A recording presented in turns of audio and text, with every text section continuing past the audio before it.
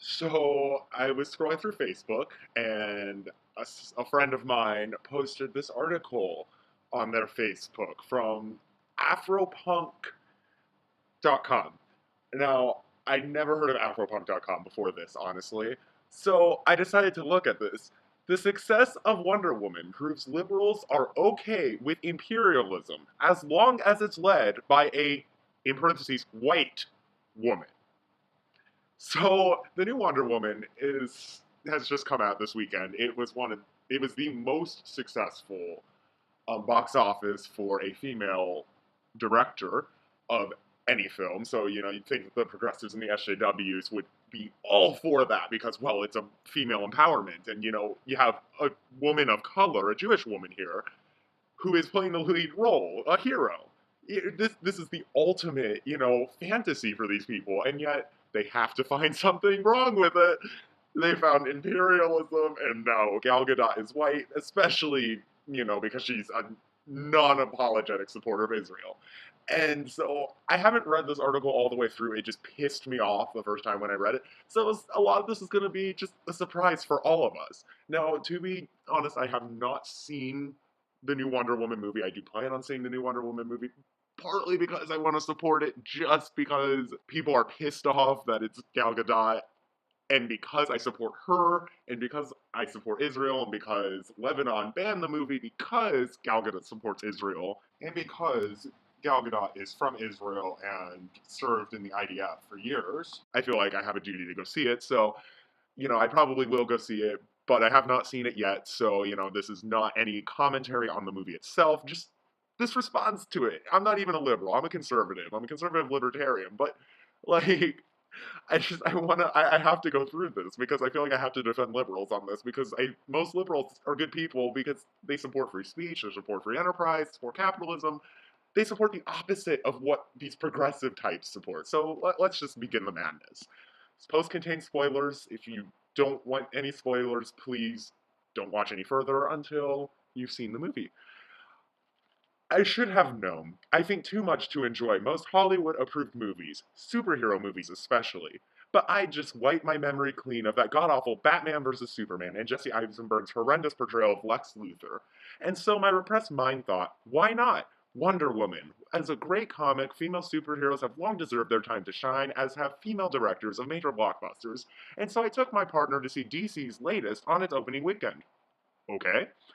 Of course, this meant I had to have already ignored the many critical protestations of Palestinian activists, and here we go, who pointed to the Zionist record of Gal Gadot, the star of the film, in an effort to deter others from seeing Wonder Woman. Okay. As Lara Witt noted for Wear Your Voice, in 2014, Gadot posted this photo on Facebook of herself and her daughter praying along with the caption, I am sending my love and prayers to my fellow Israeli citizens, especially to all the boys and girls who are risking their lives protecting my country against the horrific acts conducted by Hamas, who are hiding like cowards behind women and children. We shall overcome. Hashtag we are right. They are right. I mean, when you look at what's going on over there, especially coming from Gaza. Hamas is a terrorist organization. They were voted in by the people of Gaza to rule over them. And Israel recognizes them still as the legitimate government of the area. Israel recognizes them. They wouldn't blockade them if they didn't recognize them. So, Israel recognizes them as a legitimate government over there, even though Hamas's entire goal is basically to have Israel wiped off the map. And I mean, this basically stated this. That's why they're considered a terrorist organization. They're launching missiles constantly into Israel from Gaza. And if it weren't for the great defense system, especially the Iron Dome, you'd have thousands and thousands of innocent Israelis dead. Also, Hamas is using their people as human shields for their weaponry and stuff. I mean, they're putting their weaponry in the hospitals, in the basements of hospitals, in, all these things. I'll put links in the description to basically add up totals to their civilian deaths to give them the moral edge, pretty much. And in this whole thing, Jews are seen as white people because a lot of them are Ashkenazi Jews who came from Europe. So they're seen as white in the mind of the SJW and are occupying and oppressing the Palestinians, which is just not true. I mean, if you look into it, and we'll get through it as the article goes on, I'm sure. But, it's just objectively not true. And again, I'll put more links in the description, and it's just It's bullshit. But we continue. As Witt explains, the Israeli assault Gadot was referring to was widely condemned and took place between July 8th through August 27th. More than 2,100 Palestinians were killed along the Gaza Strip, along with 66 Israeli soldiers and 7 civilians in Israel. The majority of the Palestinian deaths were civilian, including 495 children and 253 women. Ironically, the most moving scene in the whole film is one in which the hero rushes to save the lives of innocent civilians. But it is a scene that is no less hypocritical for the Zionist star than it is for the character she plays. What the fuck? Gal Gadot is an actress. That her political views, whether you like them or not, and I personally I do agree with them, but whether you like her view on Israel, whether you like her view on the Israeli-Palestinian situation, is completely irrelevant to how the character is written, to what the character does, right? Like, only a bigot cannot separate the two. And I mean, she's, God, oh my God. Ever ignoring Gadot's support of the brutal occupation of Palestine. Occupation? No, no, no, no, no, no, no, no, no, no. This is not an occupation. This is quite the opposite of an occupation. Like, it's not an occupation, not in Gaza especially, because Israel unilaterally pulled out of Gaza in 2005. That's when they had the election. That's when they elected the terrorist group Hamas. In 2006, that all fell apart because Hamas, the terrorist group, took basically full control and you started launching missiles into Israel, and Israel said, well, we're going to blockade you if you do this. And it's been like that ever since. Egypt wanted nothing to do with Gaza. Remember this. Egypt, an Arab state, wanted nothing to do with Gaza. Jordan unilaterally pulled out of the West Bank in 1967 because they were tired of administering it. I mean, you have to remember, in this whole situation, the the idea of a Palestinian statehood didn't really come up until 1967 in the first place, right? I mean, this idea of Palestine, they were always occupied by some other force before 1948, and then 1967, that was when the real identity formed around it. All right, fine, Palestinian statehood, it's not like it's something the Israelis necessarily object to. This has been something that the Palestinians have constantly denied over and over and over again at every meeting because they've just refused to recognize Israel. But that's beside the point. Israel pulled out in 2005 of Gaza, and the West Bank has had elections. The Palestinian Authority has controlled it since 1988. Now, Abbas, to his credit, did try and go through and recognize Israel, but never really went through. That all kind of fell apart when next fatwas were ordered in the early 2000s, and there's just no, like, it's not an occupation. Frankly, it's quite the opposite of an occupation. I mean, because even with the settlements, Israel always pulls out unilaterally of the settlements. Whenever they reach a peace deal, they pull out of the settlements. When they reached a peace deal with Egypt finally in 1977, they pulled out of the Sinai. They had settlements in the Sinai. They just completely unilaterally pulled out. Same thing with Gaza. When they pulled out of Gaza in 2005, they unilaterally pulled out. They only keep settlements for security purposes because they have to have a buffer. I'm not saying it's right. It's very complicated. I don't necessarily agree with the settlements. However, I understand why the settlements are there, especially in the West Bank and Golan Heights, because otherwise they would be attacked. I mean, it's the most targeted state in the world, Israel is. I mean, the UN always goes after it. 16 nations that just will not let you into the country at all if you're from Israel, at least. There are 30 countries today that do not recognize Israel at all. They just do not recognize it. Now, one of those countries is North Korea, another one's Cuba, one's Venezuela. I mean, some of them are just for purely political reasons from Cold War. However, none of those countries will let you in at all if you have an Israeli passport, and some of them won't even let you into the country if you have an Israeli stamp on your passport. Some of them won't even let you transit through the country if you have an Israeli, or most of them won't even let you transit through the country if you have an Israeli passport. Even if you have a stamp, sometimes you still cannot even travel through these countries. That's a problem.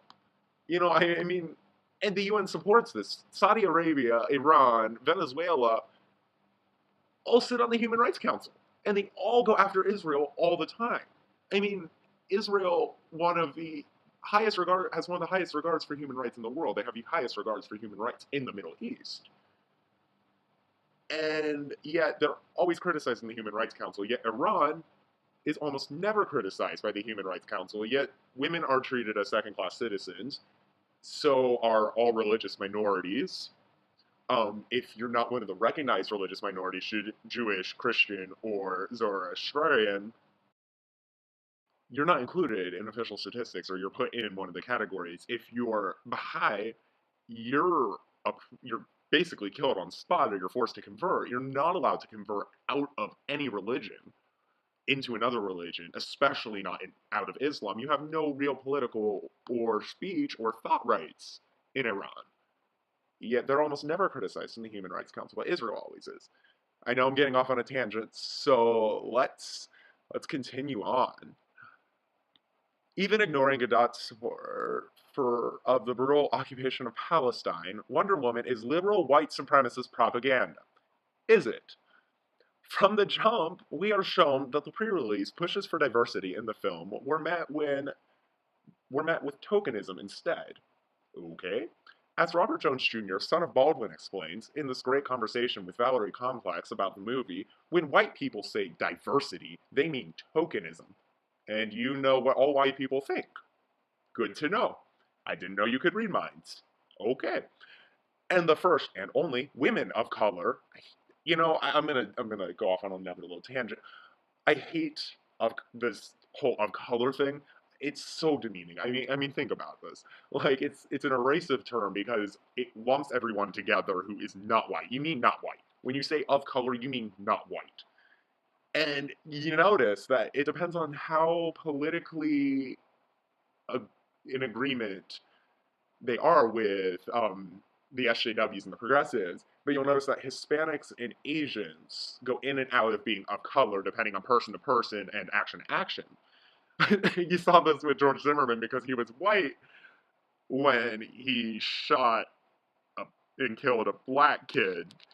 I'm not going to get into that, like into the complexities of the case, but when he shot and killed a black kid, he was white, but other Hispanics are of color when they politically agree, like Perez. Tom Perez is a person of color because, well, he politically agrees with the Perezes. Anyway, we see in Themyscira are a mammy figure, a silent brute who is shown taking a powerful blow to the back and responding with only a grunt, and other silent or mostly silent unnamed characters. Read the aforementioned conversation for more on this point. Okay, now, most people watching this probably didn't see this character as a mammy figure. I haven't seen the movie, so I have no idea. I feel like you're projecting a little, though. I feel like you see a mammy figure in this character, and you just have to you have to make sure that everybody knows that no, no, no, no, no, it's not me that sees them, it's society that sees them. I'm trying to fix that. I think it's just you, like, but it's probably just you. And you know, the movie is about Wonder Woman, so like, yeah, there's gonna be silent and mostly silent unnamed characters because the movie is about Wonder Woman. Even more insidious is whose deaths are shown to matter in the film. Lord Jesus Christ. Oh God. Set in World War One, Wonder Woman, Diana Prince, joins the Allied powers under the impression that Ares, the antagonist of the film, is leading the Central Powers in a thirst for war. When he finally reveals himself at the end of the film, Ares explains that he has not been leading anyone, only giving white people, what the hell does that have to do with anything? The knowledge to create their own weapons and sitting back as they use them on each other. Again, what does their race have to do with anything? Like, this is more about you than anything else. This is more about your personal, like, racial biases than anything else. Because of their willingness to do just that, Ares argues, they will inherently they were inherently evil creatures and not worth saving. Okay. So you bring up their race. They're white people. They're killing each other. Shouldn't you be happy? I mean, it's white people killing each other, right? Like, they're inherently evil creatures. They're not worth saving, according to the villain. Like, okay. Like, so the villain's forcing people to kill each other. He thinks they're evil. They're not worth saving. See, here's the thing. I feel like you're bringing race into this because you think their lives are worth less, but because the villain in the movie thinks their lives are worth less. And you also think that. You don't want us to be seen as the villain, so you have to try and rationalize it by bringing the race into it. I'm thinking I'm going to be proven right a little later in the episode, or a little later in the article, but we'll see. He gives Diana the opportunity to kill the woman behind the most terrible weapons used in the war, but instead Diana kills him, claiming it's not what you deserve, it's what you believe that determines whether or not you should die. I mean, it's. I don't agree with that. I mean, I don't think that beliefs or ideas or thoughts should be a reason for anyone to die. But if he deserved it, then yeah. But, again, I haven't seen the movie, so don't know. But just minutes prior, Diana had killed about a dozen men in a well choreographed scene. All of the choreo was great, admittedly. Admittedly, in response to her love interest dying. Okay. To recap, white people were hellbent on killing each other. Ares, like the world, only provided them the tools they sought. Diana killed many of these very people when she was angry, but when Ares pointed out the consequences of their deeds, she would not kill the ones responsible for the carnage out of a newfound respect for their humanity. She would, however, kill Ares because to white liberal imperialists, what Ares believed, that people hellbent on killing others don't deserve to live, is worse than being hellbent on killing others. So, so she thinks, so the author, from what I'm getting out of this, is she thinks that the white liberal and all white liberal imperialist, apparently, basically any white liberal who happens to support Gal Gadot, um, believe that what Ares believed, that killing people, that people hell bent on killing others don't deserve to live. So, the people killing each other was okay, is what Ares believed essentially, is worse than being hell bent on killing others. So she's trying to bring these people's personal political views into their entertainment while they're watching this movie. She's thinking that they're thinking this deeply when they're watching this movie about their political views. It's not that deep, fam. I say Ares' commentary is about white people specifically for many reasons. Of course you do. Everything's about race. For one, outside of Themyscira, white people were pretty much the only ones represented. And as mentioned in Themyscira, black people were no more than racist tropes. Only according to you. You're projecting. White people were pretty much the only ones represented. Like, who the fuck looks at watches movies and says, how many white people are in this movie? How is this representative of America? How is this representative of the look of people? How can I make this all about me? Ares was truly arguing that all humans were evil. The film would have to explain how indigenous and formerly enslaved peoples were not behind any of the bloodthirsty wars that he held up as proof. What the fuck? Oh my god! So so Ares, because the film showed mostly white people killing each other, that means that Ares is implicitly saying that only white people do that. That only white people have ever killed each other on mass scale like that. More to the point, in one scene, Diana and crew elicit the help of a Native American smuggler. During a conversation, she asks him why he wasn't with his own people, and the smuggler explains that her love interest people, white people, slaughtered them. Diana responds by saying nothing, literally shrugging off indigenous genocide, and the film continues with her killing even more of her love interest people in cause with no reflection on that damning conversation. So, a movie about Wonder Woman didn't spend enough time talking about Native American people. Are you fucking kidding me?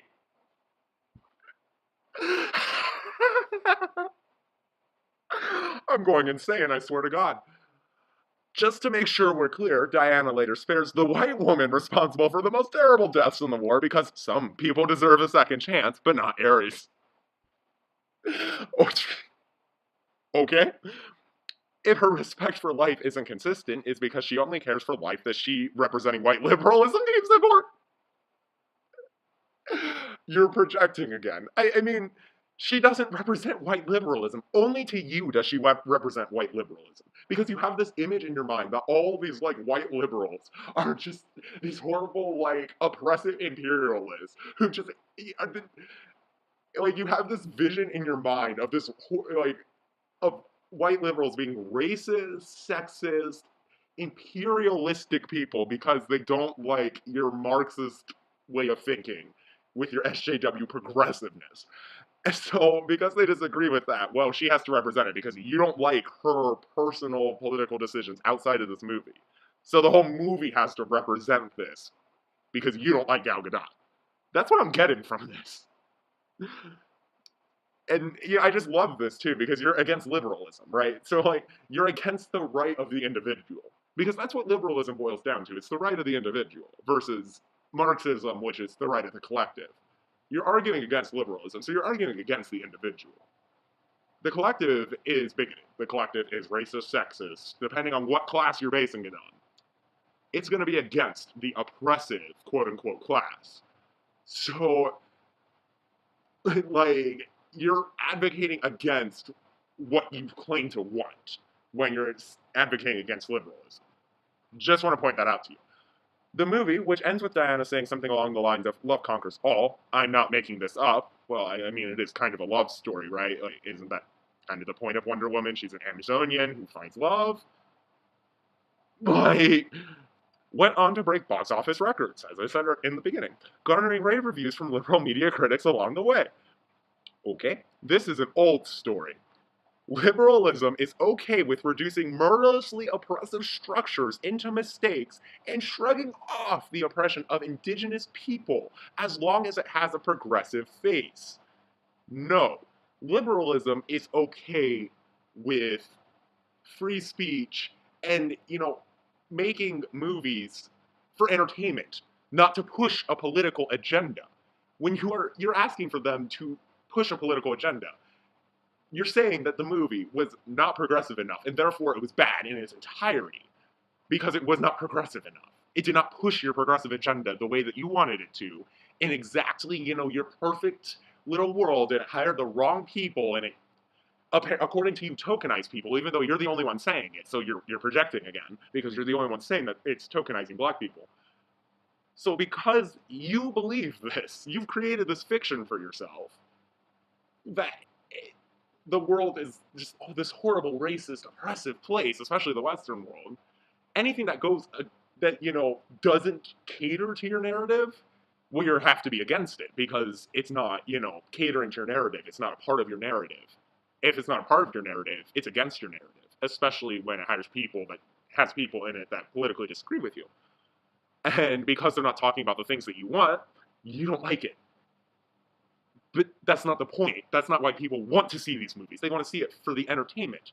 They want to see the love story. They go to get away from your progressive bullshit for 2 hours. That's all they want is to get away from your shit for 2 hours. And you can't even give them that. No, no, no. You have to shove it down your throat at all hours of the day. And if you're not, then you have to fucking complain about it at all hours of the day. This is the same reason why the hashtag I'm with her crowd refused any critiques of Hillary Clinton's history around Honduras, mass incarceration as a war hawk. Well, I don't really know what you're talking about with Honduras. I assume it's probably some stupid thing, honestly. I hate Hillary Clinton. I think she was the most corrupt person to ever run for office. I think on every day Donald Trump won. However, the progressives made her out to be just even worse than she was. So, like, I don't like defending Hillary Clinton, but I feel like the Honduras thing is probably something that's just completely overblown because the mass incarceration thing, like, it's not. It's not an issue that, it's not the race issue that it's been made out to be. And I know that with the, like, when she talks about mass incarceration, she's talking about it from a racial perspective. It's not racist. I mean, there's problems with mass incarceration, don't get me wrong. However, it's not a race issue. It's more of a class issue. And as a war hawk, I agree. I mean, she was a war hawk, and, especially as Secretary of State, much to the detriment of Libya and the rest of the Arab world. However, with Iraq and Afghanistan, it's different. I can get into that later, but for now, let's continue. For liberalism, it's not what you deserve, it's what you believe. because liberals believe in love, but have no intention of providing any deserved fixes to the ravages of white supremacy. What? So, what does this have to do with white supremacy? Like, because it's not fixing white supremacy. First, it's not fixing the Native American problem. It's not, it's just shrugging off the oppression of Native Americans. Now, it's not fixing the ravages of white supremacy. Well, darling, not all movies can have it all. And if you want movies about fixing the ravages of white supremacy, make them yourself. Stop fucking complaining about movies that people want to watch for entertainment. Stop fucking complaining that they're not what you want them to be about. Make your own. Liberalism is okay with the same type of white supremacist logic that Diana espoused. I haven't seen the movie, but from what I've seen from what this bitch has posted, I feel like nothing Diana said was actually white supremacist. Especially since Diana isn't even a human. Like, not to burst your bubble, Diana's not even human. She's Amazonian. So, I know more about this than you. And I haven't even seen the movie. Which is why the liberals behind the film cast a supremacist in the leading role. It's all a conspiracy to you, isn't it? It's all this massive conspiracy. That's what it all comes down to. It's just gotta be this massive conspiracy. Because liberals are implicit with white supremacy, and because Diana espouses white supremacy, it's natural for liberals to cast a white supremacist in the role, right? So therefore, when they do that, liberalism goes against progressivism, and you've created an oppressed versus oppressor. And the progressives are now feeling oppressed because they didn't get their way with this movie. And because this movie is apparently implicit in oppression of people, because it dared hire somebody who supports the rights of the only Western liberal democracy in the Middle East, supports the only real socialist democracy in the Middle East, because Israel is socialist. So, I mean, the only thing they have against Israel is they see it as white versus brown. They see it as white people oppressing brown people. Which is just so funny, too, because Israel's population is 22% Arab. So they have lots and lots of Arabs in their Knesset. They have a lot of Arabs, Arab generals and admirals and lieutenants in the IDF. So you'd think that, like, if Israel was actually oppressing Arabs, they wouldn't let Arabs fight for them. They wouldn't let Arabs in the Knesset. They wouldn't let Arabs gain monetary or political power. You'd think you'd see oppression, but you don't. You see the exact opposite. You see complete freedom of religion, freedom to express yourself, freedom of speech for all in Israel. Israel's the only country in the Middle East where LGBT rights are enforced, where not only that, where gay people are allowed to get married, although all marriages are performed by churches, and currently no religious, or all marriages are performed by religious organizations, and currently no religious organizations in Israel do perform same-sex marriages. However, under Israeli law, they are legal, technically. And the domestic partnership is completely legal in Israel, not anywhere else in the Arab or the rest of the Islamic and Sharia world. Israel is a pinnacle of women's rights. They are, as in the Middle East, because all the countries surrounding them have, treat women as some sort of second-class citizen to varying degrees. Israel is the only country in the Middle East where apostasy basically isn't a death sentence, either culturally or just politically speaking. I mean, and when I say death sentence, I do mean that literally, but the culture will literally kill you, or they'll literally kill you politically. I mean, Saudi Arabia, apostasy is a death sentence. Iran, apostasy is a death sentence. Afghanistan, apostasy is a death sentence. I believe apostasy is illegal in Sudan, if not a death sentence. It's illegal in Mauritania. It's illegal in Somalia, if not a death sentence. It's illegal in Syria, if not a death sentence. It's a death sentence any place controlled by ISIS. And finally, Israel is the only ally of the United States, the only reliable ally of the United States in the region, especially militarily speaking, They're the only ones that will be there for us no matter what.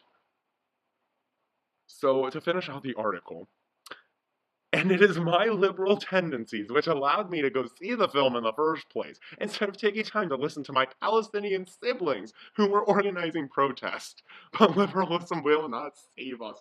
Oh, but what will save you? Progressivism? I mean, I know that's what you want. Like, you want your progressive utopia, right? Honey, it's not gonna work. Like, your identity politics are not gonna work because it's an oppressed versus an oppressor. You're seeking power. And once you get that power, you're gonna make sure that you keep that power. Your whole point of gaining power is to keep the power because any dissent to your power is a threat to your movement because you know your ideas are stupid and bad. So you have to protect them at all costs. And this is just like you're trying to find every excuse to, make it about you and your, lack of power. And this is just another one of those times when you're making it all about you and, not about the entertainment of the movie itself. And this is why progressivism is falling apart across the world. I mean, this is exactly why. It's because of bullshit like this. I mean, these people are taking everything. It doesn't matter how much of an entertainment value it is. It doesn't matter if, it meets some of these progressive standards because it doesn't need enough of them because they hired the wrong woman, because they hired the wrong women, the wrong amount of certain colors of women. Like, because they did that, well, they're racist and therefore it's not good. And therefore it shouldn't be, this successful because all it does is prove that liberals are okay with imperialism so long as white people do it because, liberals are fine, or like liberals are white supremacists, obviously. Like, I mean, the line of logic you have to follow is just insane. Like, your line of logic is that you have laid out in this article is all liberals are white supremacists, right? And I'm assuming all male liberals are male supremacists as well, probably according to your logic. You're probably a feminist. I don't know, but you probably are. You strike me as such. So your line of logic is that all liberals are white supremacists. All male liberals are probably male supremacists, according to you. So following that line of logic, right? That means that they're all complicit in the oppression of your so-called marginalized groups, the Palestinians, African Americans, Indigenous Americans, Hispanics, maybe Asians. It depends, person to person. Day to day, person to person, for Hispanics and Asians, if they're considered an oppressed group, according to your line of logic, anyway. So they're complicit in the oppression as a group. Therefore, as a group, they are wrong. Therefore, no matter what you do as a group, you are right because you're acting against a group that is implicit in your oppression as a Palestinian. So, because you believe that they're white supremacists, and as well, you believe Gal Gadot is Israeli supremacist, they're complicit in Israeli supremacism, which oppresses, according to you, Palestinians. So therefore, you have your Marxist oppressed, which is you, the Palestinians, and you, the oppressed, have to fight your oppressor, the other group, or class, if you will, the Israelis and the liberals that are complicit with them. So now liberalism is no longer good enough for you. So therefore, since liberalism is no longer good enough for you, anything that is liberal cannot be trusted by you. When anything is liberal cannot be trusted by you, you're going to criticize it, no matter what, because even if they're right and you're wrong, doesn't matter, because they're still complicit in the oppression of others.